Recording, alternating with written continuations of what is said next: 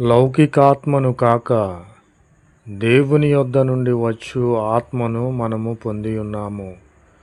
లోక సంబంధమైన పాప సంబంధమైన ఆత్మను కాక దురాత్మను కాక దేవుని యొద్ద నుండి వచ్చిన పరిశుద్ధాత్మను మనము పొందియున్నాము.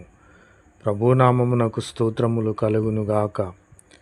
దేవుని వలన మనకు దయచేయబడినటువంటి ఇట్టి పరిశుద్ధాత్మను మనము పొందుకొని ఉన్నాము.